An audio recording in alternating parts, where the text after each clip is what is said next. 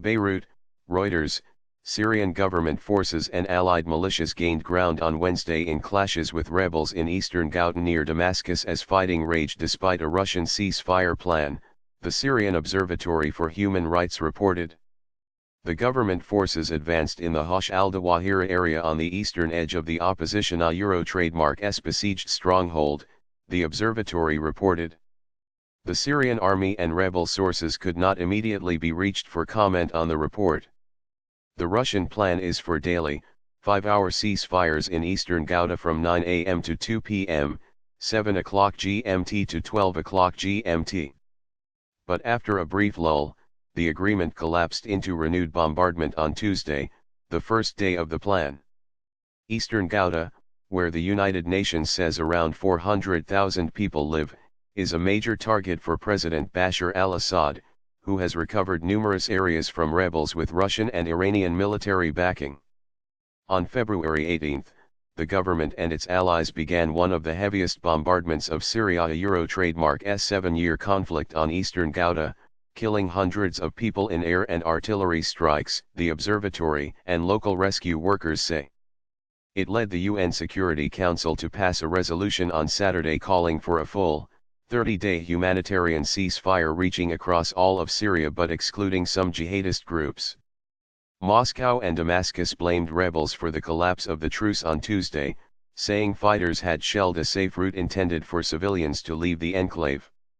The insurgents denied such shelling, and a senior U.S. general accused Moscow of acting as a both arsonist and firefighter by failing to rein in Assad.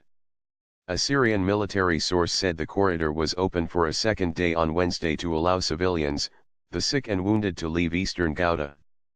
But state TV reported that no civilians had left the area on Tuesday or Wednesday. Rebels say people will not leave eastern Ghouta because of fear of the Syrian government. The eastern Ghouta is an area of farmland and towns that represents the rebels' Euro trademark last major stronghold near Damascus. Shelling. Rebels have intensified shelling of nearby government-held Damascus. A medical official in the capital said on Monday 36 people had been killed in 4 days. Damascus and Moscow say the campaign in eastern Ghouta is needed to halt such shelling. Russian Foreign Minister Sergei Lavrov said on Tuesday the plan would allow aid to be delivered to eastern Ghouta. But the United Nations said it was proving impossible to aid civilians or evacuate wounded, and said all sides must instead abide by the 30-day truce sought by the UN Security Council. With no sign of decisive international pressure to stop the attack, eastern Ghouta seems likely to meet the same fate as other areas won back by the government, where rebels and dissident civilians eventually left in negotiated withdrawals. The multi-sided Syrian war has killed hundreds of thousands of people and driven half of the pre-war population of 23 million from their homes. Fighting has escalated on several fronts this year, with the collapse of Islamic State giving rise to conflict between other Syrian and foreign parties. As Assad has pressed the offensive against eastern Ghouta, Turkey has launched an incursion against Kurdish fighters in the northwestern Afrin region.